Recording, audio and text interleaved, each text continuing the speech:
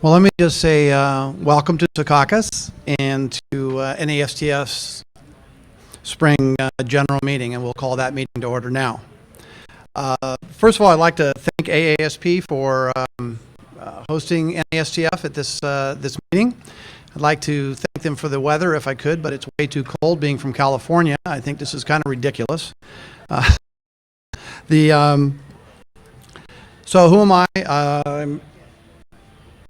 That's me. I'm the NASTF chair last year and this year. I own Orinda Motors, a small independent repair shop, Orinda, California, in Northern California. I represent the Automotive Service Councils of California on the board of directors for NASTF.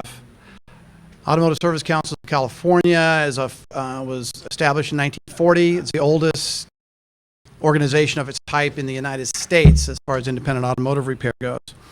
Been on the NASTF board of directors since 2006, actually when we were forming the board of directors, which is not as long as a lot of other guys on this board. But that was when we made it an official entity. So, as you can, well, what's our mission statement, right? NASTF is going to facilitate the identification, correction of gaps in the availability and accessibility of automotive service information, training, diagnostic tools, and equipment, and communications between automotive service professionals and automakers. And of course, we emphasize the word gaps because it's about the information that you can't find, not the information that you can.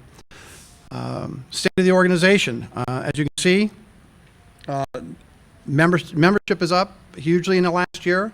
That's the general membership of NASTF. The Vehicle Security Registry is up close to 50% in the last year.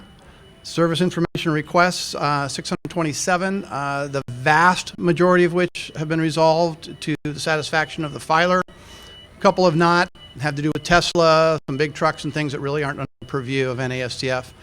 Everything else has been satisfied. So NASTF obviously is fulfilling its mission and accomplishing its goals and growing pretty rapidly. It's also a forum for discussion between different our industry. It's evidenced by things like the TRP from Mercedes and the fact that all but 2 of those parts are now available, thanks to a lot of work by certain members here. You had a long discussion today about the future of telematics. It's not under NASTF's purview right now, but you've got manufacturers and tool people all sitting at the same table talking about the same things and trying to address the future so that they're not problems. So I think that's one of the great things about NASTF is the fact that it is the forum for all of that to happen and for these people to be talking to each other all the time.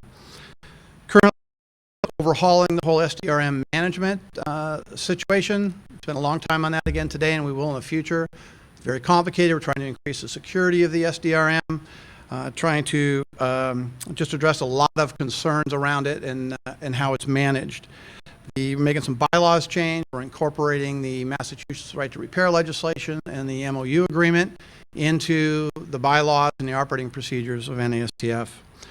So NAF, it keeps growing, keeps getting bigger, keeps doing more stuff as it fills all those information gaps. And so the state of the association is excellent. And it's moving forward, and hopefully it's accomplishing everything that everybody would like it to. With that, we'll move on to the meeting, and I will introduce Skip Potter, Executive Director of NASTF.